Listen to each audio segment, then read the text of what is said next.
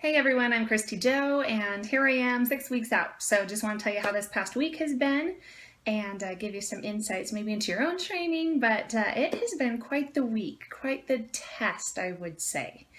And someone's car alarm was going off. Woo, we got that taken care of. Okay, so let's just start with saying it was a very emotional week. And so many of the people that I have started coaching and they had a goal to compete for their first time, this is what they experience. They have a life event or something emotionally difficult happen, a setback that they don't know how to process, they don't know how to deal with away from food. And so they end up sabotaging their goals. They feel like a failure. They stop training. Then they start hating people who compete and it's such a stupid thing. And it's like, thankfully, I have learned how to process through those things completely independent. So just a quick view into what happened this week. Word of an old friend taking her life. That was very, very difficult. And to go to her viewing and to see a lot of old friends and to have a lot of memories of my own brother's passing come back, which was 3 years ago. And it was like a barrage of emotion, but I had to not run from it. And I had to not turn to the sugary, fatty things, which our bodies are designed to crave those things in a state of stress. And so we have to realize I'm in a state of stress. We have to have a coping mechanism. So my coping mechanism was to get out in nature, to just shut my phone off, and to get out of my house, out of my environment, and go busy myself doing something in a way that I didn't have to just mask the pain. And it was okay to feel emotion. It was okay to cry. And emotion's a beautiful thing because it means we're human. We have compassion. We have love. And so thankfully I was able to process through a lot of that. So made it through that. Many of you may know I've been doing this rehab for my scoliosis, and early in the week, I was laying on this block and trying to shift my rib over. Well, it did something bad. And all of a sudden I couldn't move. I still to this day, I don't know what has happened because I'm too stubborn to go to the doctor. I'm kind of giving myself a 10-day window. If it's still as bad as it is right now, then I will go to the doctor. But anyway, Tuesday night, I'm driving around at midnight on the phone with my parents. I'm like, do I go to Instacare? Like, I don't know if this is bad enough. But basically, in all of the different research, trying to find out what happened, we think it's hip pointer, which that's a severe bruise to the hip bone. And there's so many nerve connectings that happen there. So what has happened is my hip flexor, my low abdomen up into my rib cage right here, everything is numb. Everything is screaming white hot searing pain. So if any of you out there know what this is, tell me, email me, okay? kristyjo@body-buddies.com. And it's been very, very painful. It's difficult to sleep. So I've been icing, the typical RICE therapy, which is rest, elevate. Well, you can't elevate your hip. I can lay like this on my side, compression and, I is ice, compression and elevation. So anyway, we'll see how that goes, but it has impacted my training big time. And what I wanted to do in my high intensity interval training sessions for cardio couldn't happen because you can't move your leg. Well, that's not going to happen. You're not sprinting. You're not jetting on that bike. So instead I had to lengthen out my cardio sessions. I did consult with a few of my professional bodybuilding friends that we just kind of have this network, and we all agreed that it would be best for me not to change my food intake, even though the cardio wasn't where I wanted it to be. So this week we kept in the carbs because that was my first thought is, oh, I'm not going to be getting as much caloric output, so I'm going to drop my carbs. But we decided to wait. So hopefully we'll see in the end that was a good choice. We'll evaluate this next week. And so I just upped my game. I did about 45 to 60 minutes every day of just steady state. And when I say steady state, like it was very slow, steady state. And it was frustrating mentally. It felt like I had to deal with thoughts of this is such a waste. This is a waste of my time. I'm not getting the caloric output, and just anger and resentment, frustration. And thankfully I was able to immediately identify those emotions and kick them out and say, stop it. Like, be grateful. You are able to do what you could do. You have absolute control over your food. You have control over your emotions. So knock it off. And that helped a lot. So I was able to very strategically pay attention to my lifts. With every lift I did, I started at a low weight, because that internal pressure, when you're lifting that heavy, that's painful. So I just started at a low weight, and I just went really slow and just focused on that time under tension, not squeezing, and really focused on getting a good pump. I lessened my rest times. So, the harder and heavier you lift with less reps, the more you want to rest in between sets. So I took my rest down to 20 to 30 seconds, slow movement, and, 5 to 6 sets in, and each time building up, feeling, do I feel like I'm cracking a rib or something? So I was really excited with what I was able to do still with my training. I hit every muscle group to the extent I wanted to. Could I say that I felt like it was beast mode? No. Was it strategic? Absolutely. Absolutely. And I'm very proud of that. Just as far as a few other thoughts I've had during the week of things I'd like to share with you, things that I've talked to a lot of my competitor clients about. And it's awesome. If you have I'll put this out there. If you have been thinking of competing, I am getting a lot of people ready for September, October, November shows. So there's a lot, especially if you're in Utah or Las Vegas. That's where the majority of my people are. And then I have random scattered all over the nation. But if you are thinking that competition is something you want to do, like, you've got to get ready by mid-July, you've got to be starting. So I would encourage you, if you've been thinking about it, email me. Let's get a game plan. At least know what you're up against. Go listen to my podcast episodes. There's one called All About Competition. There's one about Contest Prep Reality 101. That is what I say uncensored. I do drop a few words in that one. Watch out. I get a little heated.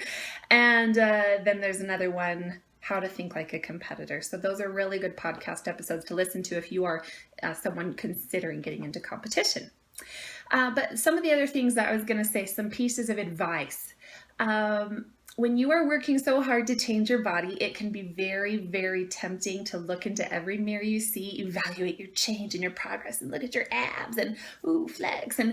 And I get it, because I have to deal with that too. But I have set up a few things for myself that have been very, very helpful to help me focus on the behavior and living my life. I have a goal for myself that contest prep should feel to the surrounding people around me that I am no different than I am normally. I want to take the craziness out and make it, is it disciplined? Heck yeah.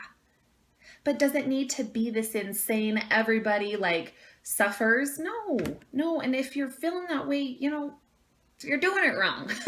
So, towards the final parts, it's going to get tough. And I'm not saying it's not been tough already, but I would just encourage you to stop looking in the mirror. When you go to the bathroom, don't lift up that shirt to look at your abs. Just don't. And I can't tell you how many times I've smiled at myself and just walked out and said, why do I need to look? I know what's happening. I know that I'm eating the way I'm supposed to. I'm training. I know the process that week by week I'm dropping 1 to 2 pounds, but I really don't care about the weight. That's insignificant. It's about the layer, the body fat. It comes off so slowly. And the whole goal of contest prep is to hit that peak where you've shriveled off that last layer week before competition. Then peak week is about manipulating the look of the body to look like these crazy things that people expect to be as normality, and they make themselves feel bad because they don't look like that all the time. First of all, stop, and that's why I'm doing these video logs. I want you to understand the process that goes into this. And so anyway, there's a lot of manipulation of the body that happens. So real quick, I'll just talk about the food I'm eating. I'll let you get on your way. So this past week I try to eat animal protein 3 times a day. I do a protein shake for my protein once a day, and I do eggs. I love my eggs twice a day. So I've been pretty good about getting my sleep, and so 6 meals has been good for me. I I have been doing 3 carb meals a day, so that's about 100 grams of carbs with 20 to 30 grams of carbs per meal, and then you get those residuals in your PVF meals for those of you who are familiar with my method of eating for all types of people, which is called the Power Foods lifestyle. Contest Prep takes those principles and manipulates them further, which I love. For my veggies, I've cut out a lot of them. I'm down to carrots and spinach or any leafy green, celery, cucumber. And it's not that the other ones aren't bad or like you just can't do them. It's just that I choose to make it easy on myself. I'll cut out carrots. Actually, today I just barely finished my food prep. My oven just rang before I started filming this, and I'm done with my carrots. No more carrots. By the end of this, I will just be down to spinach. I might do a little bit of cucumber, but that's more for sanity purposes. And the whole being with manipulation of carbohydrates. Even vegetables have carbs, so your spinach is your lowest carbohydrate vegetable. So down to the wire, that's when we're going to get pretty strategic there. I did. Some of you may have seen my Facebook post. I had fish, and I just food prepped. I'll be doing fish at least 1 meal each this week. Chicken, I've got some delicious marinades. I might be sharing those both on my Instagram and Facebook accounts, so watch for those. At BodBuds is the Instagram. There's also at Power Foods Lifestyle. It's where I share more lifestyle recipes and tips and things like that. And on Facebook, yeah, just type in facebook.com/BodBuds, BODBUDS. One last tip on just mindset again. Every competitor fears, and it is normal. Doesn't matter if you've competed 1 time, if you've competed 30 times. A lot of my friends I've not competed 30 times yet. We're getting there. But a lot of my friends who've competed that much, they say, you know what, every single time it is a challenge mentally to deal with the fear of not being lean enough when you're on that stage. And notice how we use the word lean. It's not skinny. It's the amount of body fat. We want it to look like it's plastic wrapping, just shrink wrapping those muscles and then filling those muscles up with glycogen and water, just making them pop. You get the tan on, you get the shine on, and that manipulates the look of the body. It's amazing. And but everybody deals with the fear. And so some of my tips for dealing with that fear of not being lean enough is, number 1, stop talking about it. It's annoying to people. So I don't talk about that with people. And as a coach, I hear it from my competitors and I expect to hear it. But at a point, I'm like, stop. Just stop. Are you eating what you're supposed to? Are you training? If you're not, focus on getting that in line. If you are, then let's make sure that we both are in agreement that the plan we're on is going to get you there. And if not, if I need to explain the science of what we're doing more, let me know. So that would be the first thing, is stop hyper obsessing. Like, you have control over that. If your brain is constantly like this, contest prep, you're getting a little crazy. You got to stop. You have a life still. You can't hibernate for contest prep. At least I encourage you not to. So that's the biggest thing, is just stop. I mean, it's normal to be afraid, again, but put some things in place to help yourself. Be compliant to your plan. I am really happy to say 100% compliance last week. Supplements, water, training, food. I freaking rocked it. I was eating my little almonds in a movie and drinking my protein shake at 10 p.m. And, I take my little Ziploc baggie and dump it in. And you don't feel sorry for yourself. It's just, you do what you do. It's who you are. So I'm feeling great. I'm hoping my hip heals. Lots of love to a lot of people who also are dealing with difficulties in their families, death, discouragement. You know what? Life is going to happen.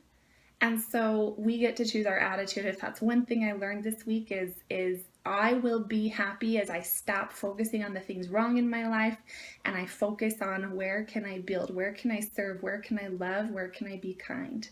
So I'm gonna rock this next week. I'm prepped, got my food done, ready to go, got my workout plans. So after church I go get a little spiritual rejuvenation, set some goals, and we'll catch you next week at 5 weeks out.